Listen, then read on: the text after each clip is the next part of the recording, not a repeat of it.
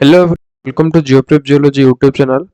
आज हम CSNET art science का जून 2021 वाला सेशन का क्वेश्चन सॉल्व करना शुरू करेंगे।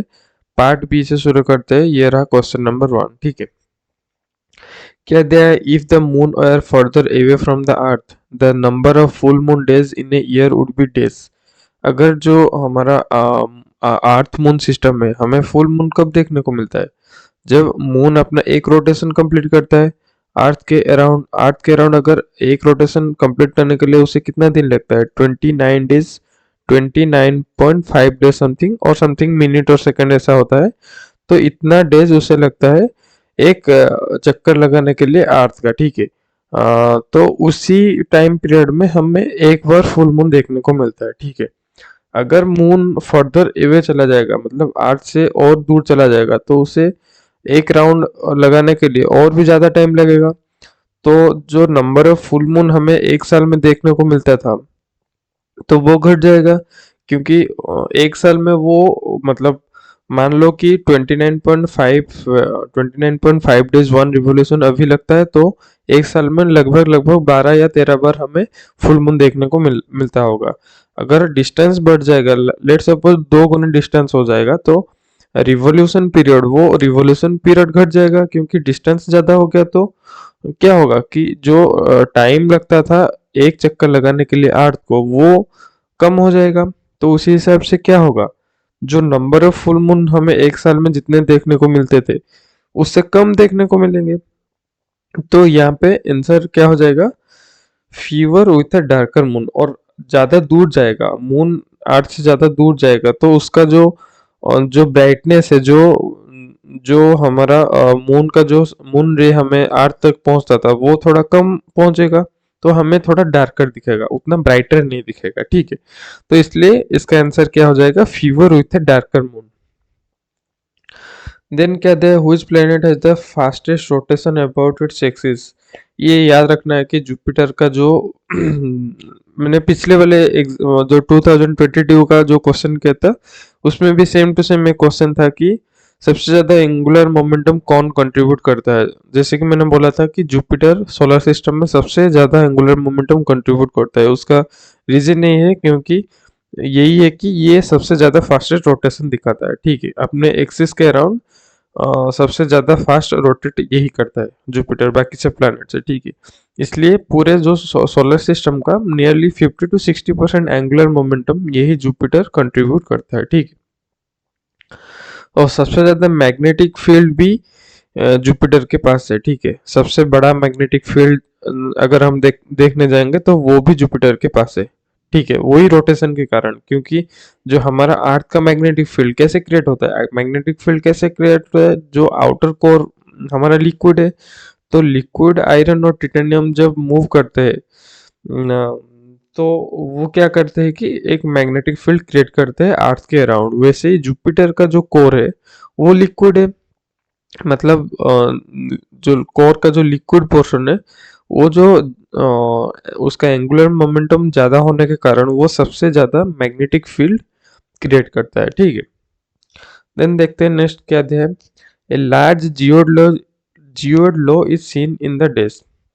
पहले तो आपको ये समझना होगा कि ये जियोड क्या है, देन जियोड लो क्या है। ठीक है, जैसे कि ये वाला डायग्राम में आप देख सकते हो, कोई ये जो रेड वाला लाइन दिखा रहा है ये जियोड को दर्शा रहा है, एंड ये ब्लू वाला लाइन इलिप्सॉइड और स्फेरॉइड को दर्शा रहा है। ठीक है, जियोड बेसिकली इक्विपोटेंशियल सरफेस। ठीक है, इक्विपोटेंशियल सरफेस कहने का मतलब अगर हम ग्रेविटेशनल पोटेंशियल मेजर करेंगे इस पॉइंट पे, हर एक पॉइंट पे यहाँ पे, तो वो इक्वल होगा। क्योंकि ये इक्विपोटेंशियल सरफेस को कनेक्ट करता है। इक्विपोटेंशियल सरफेस हम कैसे कैलकुलेट करेंगे? लाइक ये एक पहाड़ है। ठीक है, ये एक एलिवेटेड लैंड है, तो इसको काट के यहीं पे फिलअप करेंगे ग्रेविटी इक्वल मतलब होने तक। जो ग्रेविटेशनल पोटेंशियल यहाँ का और यहाँ का इक्वल होने तक हम यहाँ से मास को कट करके यहाँ पे फिलअप करेंगे। ठीक है, मतलब इमेजिनरी, ऐसे नहीं है कि हम सच में काट के फिलअप कर रहे हैं।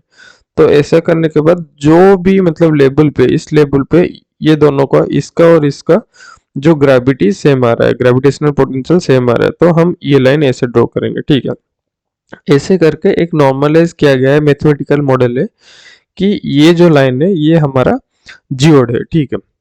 देन इलिप्सॉइड क्या है? इलिप्सॉइड बेसिकली एक मतलब थियोरेटिकल ग्रेविटी को लेकर बनाया गया ये एक कंप्लीट स्फीयर है, ठीक है। जो हमारा अर्थ है, हमारा अर्थ क्या है वो थोड़ी ना मतलब पूरा मतलब प्रॉपर स्फीयर जैसा बना है। वो थोड़ा मतलब ऐसे एलिवेटेड लैंड होगा, लो लैंड होगा, जियोड शेप दिखाएगा। तो ये जो इलिप्सॉइड है ये एक परफेक्ट इस ये ग्रेविटी के मतलब थियोरेटिकल ग्रेविटी को लेके हम ये इलिप्सॉइड बनाते हैं, जो कि एक मतलब जो ग्रेविटी वेरिएशन यहाँ पे होता है only due to the latitude. वो मतलब सबसर्फेस में हाई डेंसिटी या लो डेंसिटी मटेरियल है या उसके रिस्पेक्ट में ग्रेविटी का चेंज हो रहा है उसके ऊपर डिपेंड नहीं करता है। इलिप्सॉइड और स्फेरॉइड सिंपली क्या करता है कि जो theoretical gravity change along the latitude को दर्शाता है, ठीक है। तो जियोड लॉ अभी क्या है? जियोड लॉ का मतलब है जहां पे जैसे इस वाले पॉइंट पे यहाँ पे देख सकते हो कि जो जियोड है वो इलिप्सॉइड जो जियोड है वो इलिप्सॉइड के ऊपर है, ठीक है। और इस वाले रीजन में जो जियोड है इलिप्सॉइड के नीचे है। जैसे कि मैंने बोला कि जो इलिप्सॉइड या स्फेरॉइड है वो सबसरफेशियल ग्रेविटी के ऊपर डिपेंड नहीं करता है, ठीक है। वो सब दर्शाता है जो लैटिट्यूड के अलग हमारे ग्रेविटी के वेरिएशन होता है उसको दर्शाता है, ठीक है। तो जहां पे भी हमें इलिप्सॉइड के नीचे जियोड देखने को मिलेगा उसे जियोड लो बोला जाएगा, ठीक है। यहाँ पे ये एक जियोड लो हो गया, ये एक जियोड लो हो गया, ठीक है। तो वो बोला है सबसे ज्यादा लो सबसे ज्यादा डेप्थ में कौन कौन से जगह पे मिलता है? तो इसका आंसर क्या है? Indian ocean. हमारा इंडियन ओशन में सबसे बड़ा जियोड लो देखने को मिलता है। उसका रीजन ये वाला डायग्राम जैसे देखेंगे कि ये वाला हमारा सबसे ज्यादा जियोड लो सबसे बड़ा जियोड लो हमें देखने को मिलता है। मतलब जो डिफरेंस होता है जियोड और इलिप्सॉइड के बीच में सबसे ज्यादा डिफरेंस यहीं पे मिलता है, ठीक है। ये क्यों मिलता है? ये एक मतलब अभी भी एक कंट्रोवर्शियल टॉपिक है। बहुत सारे साइंटिस्ट बहुत सारे अपना अपना मतलब जो आइडिया देते हैं कि यहाँ पे क्यों सबसे कम ग्रेविटी मिलता है। कोई बोलता है कि यहाँ पे मतलब जो सब सरफेस मेंटल में जो रॉक्स वगैरह है वो लो डेंसिटी है। कोई कहता है यहाँ पे मेंटल प्लूम की वजह से, कोई कहता है टेथिस जो हमारा सबडक्शन की वजह से यहाँ पे लो डेंसिटी मटेरियल ज़्यादा मिलता है। पर ये एक प्रॉपर एविडेंस हमें नहीं मिला है यहाँ पे सबसे ज़्यादा जियोड लो क्यों मिलता है, ठीक है। तो आपको बस ये याद रखना है कि हमारा इंडियन ओशन में सबसे बड़ा जियोड लो हमें देखने को मिलता है, ठीक है। देन नेक्स्ट क्वेश्चन देखते हैं क्या दिया है। Which one of the following radioactive isotope is produced in the Earth atmosphere by cosmic ray interaction और cosmic ray spallation, ठीक है। cosmic ray spallation आप न्यूक्लियर सिंथेसिस के साथ जोड़ सकते हो कि लाइक हाइड्रोजन से कैसे बाकी सारे एलिमेंट हमारा पीरियोडिक टेबल है, बाकी सारे एलिमेंट कैसे हाइड्रोजन से हीलियम बना, हीलियम से हाइड्रोजन हीलियम मिलके कैसे लिथियम बना, ये जो प्रोसेस है उसे बोला जाता है न्यूक्लियर सिंथेसिस, ठीक है। हमारा जो बेरिलियम 10 है वो कैसे प्रोड्यूस होता है? वो जो आइसोटोप वो अर्थ के एटमॉस्फेयर में प्रोड्यूस होता है due to the cosmic ray interaction. जो cosmic ray solar system sun से जो कॉस्मिक रे आता है उसके साथ जब उसके जो फोटोन के साथ जब हमारा हाइड्रोजन और नाइट्रोजन रिएक्ट करते हैं तो बेरिलियम बनाता है, ठीक है। ये मतलब one type of nuclear synthesis आप बोल सकते हो कि जो न्यूक्लियर फ्यूजन होके और एक दो एलिमेंट मिलके बाकी सारे एलिमेंट बनाते हैं, ठीक है। वैसे नाइट्रोजन और हाइड्रोजन मिलके हमें यहाँ beryllium due to the cosmic ray spallation के माध्यम से नाइट्रोजन और हाइड्रोजन से हमें यहाँ पे बेरिलियम मिलता है, ठीक है। ये बस आपको याद रखना है कि बेरिलियम 10 जो है वो कॉस्मिक रे इंटरेक्शन की वजह से क्रिएट होता है। देन नेक्स्ट क्वेश्चन क्या रहता है? The lowest geothermal gradient in the oceanic crust is observed eight डेस। क्या बोला है कि लोएस्ट जियोथर्मल ग्रेडियंट कहाँ ऑब्जर्व किया जाता है? लोएस्ट जियोथर्मल ग्रेडियंट का मतलब क्या है पहले ये समझो, ठीक है। जियोथर्मल ग्रेडियंट आपको पता है जैसे डेप्थ के हिसाब से टेम्परेचर इंक्रीज होने को जियोथर्मल ग्रेडियंट बोला जाता है। लोएस्ट जियोथर्मल ग्रेडियंट का मतलब क्या है? जो डेप्थ बाय टेम्परेचर का जो लेंथ मिलेगा वो सबसे कम मिलेगा। कहने का मतलब जैसे ये कुछ सेटिंग्स है, ठीक है। ये नॉर्मल सिचुएशन है जियोथर्मल ग्रेडियंट का। और ये सॉलिड का मतलब इससे ऊपर अगर हम जाएंगे, सॉलिड के ऊपर जाएंगे तो हमें मेल्ट देखने को मिलेगा, इसके नीचे आएंगे तो सॉलिड देखने को मिलेगा, ठीक है। इसके ऊपर हम नहीं जाएंगे, अभी जियोथर्मल ग्रेडियंट देखेंगे, ठीक है। ये जो 50 किलोमीटर में यहाँ तक ये टेम्परेचर दे रहा है, और 100 किलोमीटर में ये टेम्परेचर दे रहा है, ठीक है। इतना लेंथ हो गया। सेम यहाँ पे भी 50 लेंगे और 100 लेंगे, ठीक है। सेम यहाँ पे भी 50 लेंगे, 100 लेंगे, ये वाला आ गया, ठीक है। सेम यहाँ पे भी 50 लेंगे, 100 लेंगे, ये वाला आ गया, ठीक है।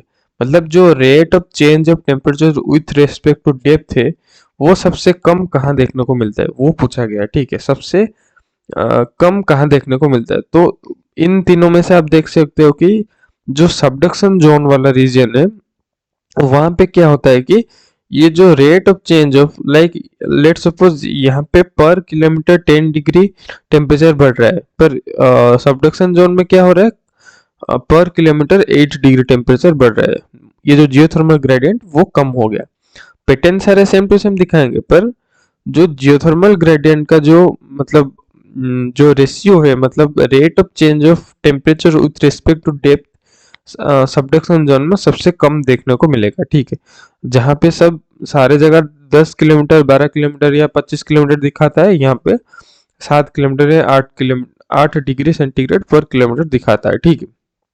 तो इसलिए आपको याद रखना है कि सबडक्शन जोन में सबसे कम जियोथर्मल ग्रेडियंट देखने को मिलता है, सबसे लोएस्ट जियोथर्मल ग्रेडियंट, ठीक है। लोएस्ट का मतलब टेम्परेचर लो नहीं है, जो रेट है, rate of change of temperature, वो सबसे लो है, ठीक है। देन क्या दे foliation are generally this plane of the strain ग्लिसर्ड। ये बताया था मैं पिछले वीडियो में कि जो फोलिएशन जनरली होता है एक्सवाई प्लेन से पैरेलल होता है, मतलब सी एक्सिस के परपेंडिकुलर होते हैं और एक्सवाई प्लेन के पैरेलल होके फॉर्म होता है, ठीक है। सो foliations are generally parallel to the xy planes of the strain ellipsoid, ठीक है। देन कहते हैं the slab graveyard, a zone where the cold subducted oceanic lithosphere ends up is located in the disk। जो graveyard of the subducted plate और birth place of the oceanic lithosphere जो हम बोल सकते हैं, वो हमें डी डबल डेस लेयर में देखने को मिलता है, जो कि नियरली 2700 किलोमीटर में हमें मिलता है, nearly core and mental boundary में। जैसे कि ये वाले आप मतलब देख सकते हो कि ये वाला जो मतलब लेयर है, इसे बोला जाता है डी डबल डेस लेयर। यहाँ पे आके सारे सबडक्टेड प्लेट मतलब पूरा मेल्ट हो जाता है, और यहीं से भी मतलब जो ओशनिक रीज के लिए, मिड ओशनिक रीज के लिए जो मैग्मा जाता है, यहीं से प्रोड्यूस होके जाता है, और यहीं से ही मेंटल प्लूम हमें देखने को मिलता है, ठीक है। तो इसे हम बोल सकते हैं graveyard of the oceanic lithosphere and the birth place of the mantle plume, ठीक है। Birth place of the mantle plume, ये आपको याद रखना है। देन कहते हैं which one of the following mineral has a metallic cluster, a greenish black streak and is an ore of copper. ये मतलब डाटाबेस क्वेश्चन है, आपको याद रखना है कि चाल्कोपाइराइट का जो स्ट्रीक है वो ग्रीनिश ब्लैक कलर का है, एंड वो एक और कॉपर का, चारों के चारों कॉपर का ही और है, ठीक है।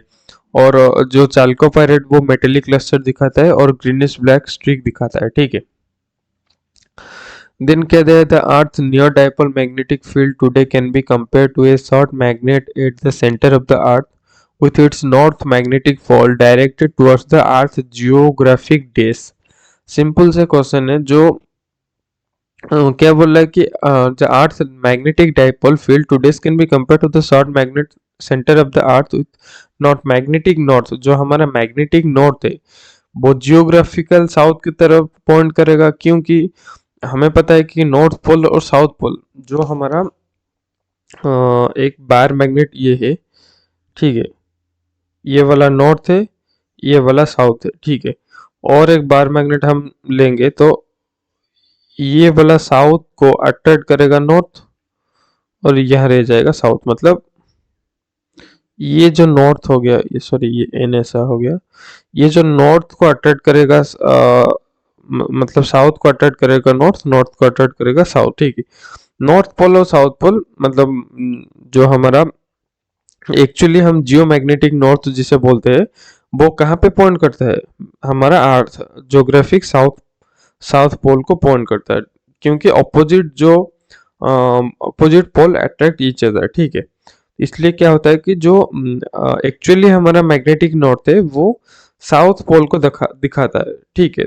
पर जो हम कंपास में दिखते हैं, कंपास में उसे उल्टा किया जाता है, जहाँ पे हमें नॉर्थ साउथ दिखाता है, मतलब जो एक्चुअली हमें नॉर्थ को मतलब पॉइंट करता है जो निडल, वो एक्चुअली साउथ मतलब सदर्न पोल को अट्रैक्ट कर रहा है, ठीक है। तो ऐसे करके मतलब उल्टा करके हम जो कंपास यूज करते हैं वो उसमें उल्टा नीडल लगा है, ठीक है, बस हमें डायरेक्शन देखने के लिए। देन कहते हैं which one of the following is not a crypto crystalline form of quartz. इसका आंसर हो जाएगा एमेथिस्ट, क्योंकि एमेथिस्ट जो है वो क्रिप्टो क्रिस्टलाइन है। ये पूरा हमारा एक परफेक्ट क्रिस्टल देखता है। क्रिप्टो क्रिस्टलाइन मतलब माइक्रोस्कोपिक लेवल ऑफ क्रिस्टलाइन जिसे बोला जाता है। वो बाकी सारे दिखाता है, जास्पर हो गया, चाल्सीटोने हो गया, ओगेट हो गया, ये सब क्रिप्टो क्रिस्टलाइन दिखाता है। पर जो आमेथिस्ट है ये एक जेम वेराइटी है, जिसका जो क्रिस्टल फेस हो गया या हमारा फेशियल प्रोजेक्शन हो गया, वो क्या होता है, वेल डेवलप्ड होता है, ठीक है। वो क्रिप्टो क्रिस्टलाइन नहीं दिखाता है, वो वेल डेवलप्ड क्रिस्टल दिखाता है, ठीक है। देन कहते हैं which one of the following coal deposit form the Paleozoic age. आपको ये याद रखना है कि जो सिंग्रेनी कॉल डिपॉजिट है उसका एज पैलियोजोइक एज है, ठीक है। नियरली कार्बोनिफेरस या परमियन आप मान सकते हो, उसी बीच में सिंग्रेनिकॉल का मतलब एज है, ठीक है। थोड़ा आप ये गूगल करके उसका एग्जैक्ट एज कितना है देख सकते हो, ठीक है। देन कहते हैं which one of the following pore types in carbonate rock is primary. Primary carbonate rock में प्राइमरी जो पोरोसिटी होता है वो टू टाइप का होता है, एक होता है इंट्रा पार्टिकल, एक होता है इंटर पार्टिकल। सो यहाँ पे दिया है इंट्रा पार्टिकल जो पोर स्पेस है वो कार्बोनेट रॉक में देखने को मिलते हैं, और जनरली हमें प्राइमरी पोर्स के हिसाब से ये मतलब इसे डिवाइड करते हैं, ठीक है। पर in case of other rocks, other rock material में इंट्रा पार्टिकल जो पोरोसिटी होता है उसे हम सेकेंडरी पोर के हिसाब से देखते हैं, ठीक है। पर in case of carbonate rock ये हम प्राइमरी पोर बोल सकते हैं, प्राइमरी पोर स्पेस बोल सकते हैं, ठीक है। देन कहते हैं which one of the following represent the correct sequence of phase transition with increasing depth in the Mantel. Mantel transition zone में जो 410 से 660 तक 610 आई थिंक 660 सॉरी 410 से 660 तक जो हमें ट्रांजिशन देखने को मिलता है, वहाँ पे 410 जो लाइन है उससे उसके ऊपर हमें मिलता है ओलिविन मिलता है या अल्फा स्पिनल मिलता है। उसके नीचे जाएंगे तो हमें मिलेगा बीटा स्पिनल और वाटसेलाइट। देन 520 से नीचे जाएंगे तो हमें मिलेगा रिंगोडाइट, और रिंगोडाइट के साथ गार्नेट मिलकर हमें मिलेगा पेरोव्स्काइट और पेरिक्लेस, ठीक है। कहने का मतलब ये है कि जो पेरोव्स्काइट और पेरिक्लेस है वो लोअर मेंटल में मिलता है और वो सबसे नीचे मिलता है, ठीक है। तो ऑप्शन डी में जैसे पेरिक्लेस यहाँ पे दिया है सबसे नीचे इल्यूमिनेट, तो ये वाला गलत हो गया। यहाँ पे भी पेरोव्स्काइट इधर है, ये वाला गलत हो गया। यहाँ पे पेरोव्स्काइट इधर है, ये वाला भी गलत हो गया। पेरोव्स्काइट सबसे लास्ट में जहाँ पे होगा ये वाला आंसर सही होगा, ठीक है। तो पहले हमें पायरोक्सिन ओलिविन वगैरह मिलता है, then garnet, then ilmenite, then perovskite.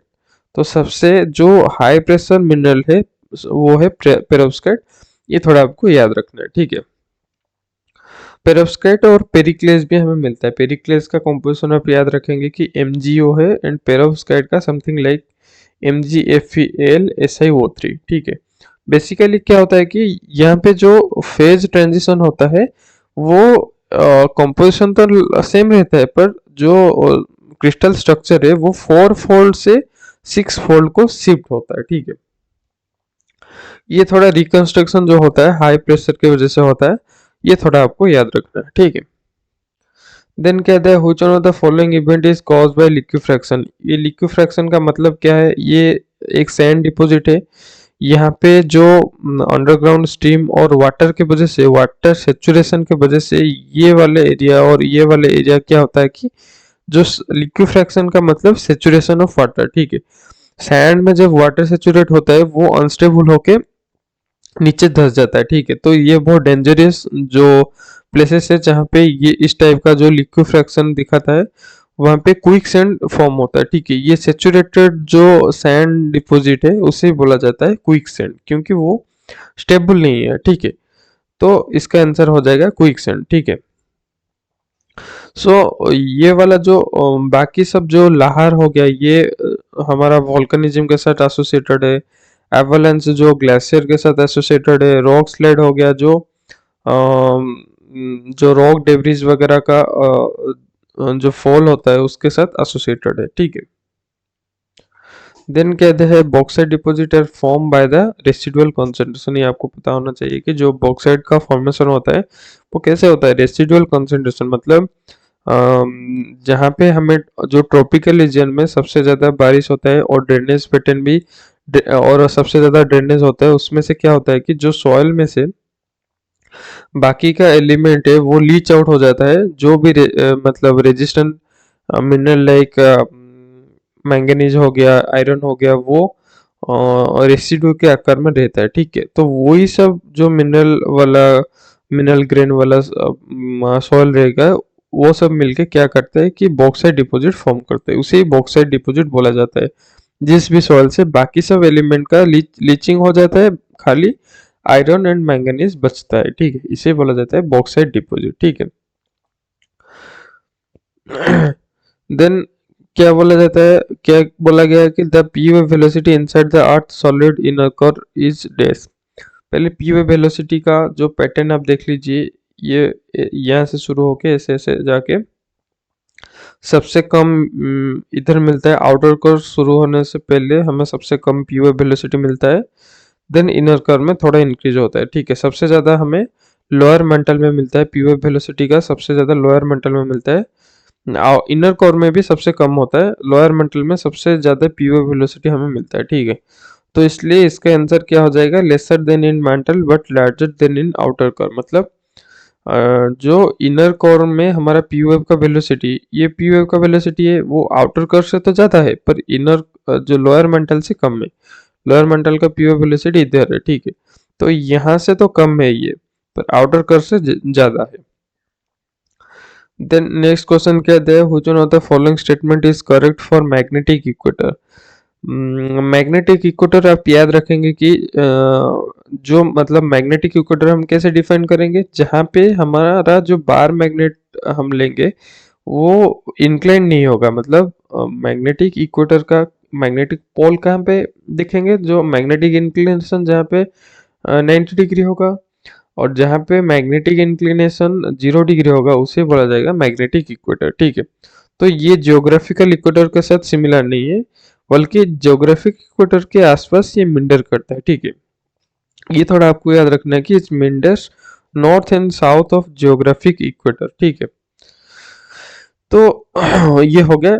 Next question देखते क्या है, Poisson ratio is the ratio of lateral strain to axial strain. Axial sorry, ये गलत दिया है आंसर, मैंने गलत शायद लिख लिया यहाँ पे। एक सेकंड में चेक करके बताता हूँ। जो ये हमारा पॉइजन्स रेशियो है,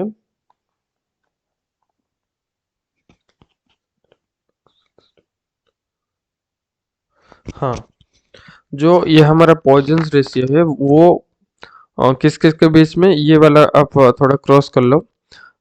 ये वाला आंसर है उसका, जो पॉइजन रेशियो है हमारा ratio between the lateral strain to axial strain, ठीक है। मतलब ये समझो ये एक इलास्टिक मटेरियल है, ये हम दोनों तरफ से खींच रहे हैं, उसका लेंथ हम बढ़ा रहे हैं और ब्रेड्थ घटा रहे हैं, ठीक है। तो जितना ब्रेड्थ घटेगा, जो जितना विड्थ घटेगा, उसका लेंथ डिवाइडेड बाय जितना लेंथ बढ़ा है उसका लेंथ। मतलब यहाँ पे क्या हो जाएगा, टोटल जो हमें ये लेंगे del L, del L del del B by del L, del B मतलब कितना ब्रेड्थ घटा है, कितना ब्रेथ घटा है और कितना लेंथ बढ़ा है, उसका जो रेशियो हम लेंगे उसे बोला जाएगा पॉइजन रेशियो। ये थोड़ा मिस्टेक हो गया है मतलब एडिटिंग में, तो ये सी वाला ऑप्शन नहीं है, ये बी वाला आंसर है। Poisson ratio is the ratio between lateral strain to axial strain, ठीक है, तो ये वाला आंसर सही है। देन कहते हैं which one of the following discontinuity represent a mineral phase transition boundary. जैसे कि मैंने बोला था कि मिनरल फेज ट्रांजिशन कहाँ से शुरू होता है, 410 में शुरू होता है, 410 किलोमीटर से शुरू होता है, इसलिए इसका आंसर हो गया 410 किलोमीटर। इसके ऊपर ओलिविन होता है। ओलिविन जो 410 के नीचे नीचे आते आते वो क्या बन जाता है, स्पिनल, बीटा स्पिनल बन जाता है और उसे वार्सेलाइट भी बोला जाता है, ठीक है। तो मिनरल जो फेज ट्रांजिशन 410 किलोमीटर से शुरू हो जाता है। देन कहते हैं a seismic gap is this. Seismic gap basically क्या होता है कि एक एक्टिव फॉल्ट में जहाँ पे अर्थक्वेक नहीं आता है उसे सेस्मिक गैप बोला जाता है। मतलब कहने का मतलब ये है कि लाइक एक फॉल्ट हो गया जहाँ पे अर्थक्वेक आना चाहिए, ठीक है, पर वो जो पोर्शन वो एक्टिव फॉल्ट का एक पार्ट है, वो वाला पोर्शन, पर वहाँ पे जो लास्ट वाला अर्थक्वेक आया था वो बहुत दिन पहले आया था, मतलब बहुत दिनों से कोई अर्थक्वेक आया नहीं है, उस वाले रीजन को हम सेस्मिक गैप बोला जाता है। मतलब वहाँ पे सेस्मिक एक्टिविटी इतना नहीं होता है, मतलब बहुत दिन से नहीं हुआ है। तो कोई भी रीजन हो सकता है, कुछ भी रीजन के हिसाब से वो हो सकता है, पर उसी रीजन को बोला जाता है सेस्मिक गैप। मतलब a segment of an active fault which is aseismic for a long time, उसे बोला जाता है seismic gap. Then same question फिर आएगा which planet has the strongest magnetic field. जैसे मैंने बताया था जुपिटर का सबसे स्ट्रॉन्गेस्ट मैग्नेटिक फील्ड, उसका रीजन भी क्या मैंने बताया था, ठीक है। देन क्या है from the epicentre of an earthquake its magnitude. ये मैंने बहुत बार बोला कि जो मैग्नीट्यूड होता है वो कभी चेंजेस नहीं होता है। मैग्नीट्यूड एक सिंगल अर्थक्वेक के लिए सिमिलर, मतलब सेम मैग्नीट्यूड रहता है। मतलब एक अर्थक्वेक के लिए एक ही मैग्नीट्यूड होता है, ठीक है। वो एपिसेंटर से हम जब देखेंगे वो मैग्नीट्यूड कांस्टेंट रहता है, पर इंटेंसिटी वेरी करता है, ठीक है। इसलिए magnitude remains same at any distance, ठीक है, कितना भी डिस्टेंस चले जाओ मैग्नीट्यूड सेम रहेगा। हो सकता है कि इंटेंसिटी इंक्रीज होगा या डिक्रीज होगा, पर मैग्नीट्यूड सेम रहेगा, ठीक है। देन कहते हैं poorest sorting will be exhibited by dash sandstone. Simple सा ये क्वेश्चन है, ग्लेशियल में सबसे पोर सॉर्टिंग हमें देखने को मिलता है। क्यों? क्योंकि जो ग्लेशियर होता है वो क्या करता है कि हर साइज का जो सेडिमेंट है, मतलब ग्रेवल से लेके क्ले साइज, कोई भी साइज हो गया, वो उसके वो सबको कैरी करके चलता है, ठीक है। तो वो जहाँ पे डिपॉजिट करेगा वो वहाँ पे सेडिमेंट साइज का जो वेरिएशन वो सबसे ज्यादा होगा, तो वहाँ पे तो जो सॉर्टिंग होगा सबसे कम होगा, ठीक है। तो सबसे पोरली सॉर्टिंग हमें ग्लेशियर में देखने को मिलता है, ठीक है, और सबसे स्ट्रॉन्गली सॉर्टिंग हमें एओलियन में देखने को मिलता है, ठीक है। ये थोड़ा आपको याद रखना है, ठीक है। देन कहते हैं line of zero magnetic declination on a map of a earth are known as dash line. पहले तो आप ये समझो कि मैग्नेटिक डिक्लिनेशन क्या है। जैसे कि मैंने बताया था कि जो ज्योग्राफिक पोल है और मैग्नेटिक पोल है उसके बीच में जो एंगल है उसे बोला जाता है जो मतलब जो एक्सिस हमारा अर्थ का एक्सिस है, रोटेशनल एक्सिस है, एंड एक मतलब मैग्नेटिक एक्सिस है, मतलब जहाँ पे जो बार मैग्नेट हमारा अर्थ का बार मैग्नेट पंक्चर करता है सरफेस को, उन दोनों लाइन के बीच में जितना एंगल है उसे बोला जाता है मैग्नेटिक डिक्लिनेशन, ठीक है।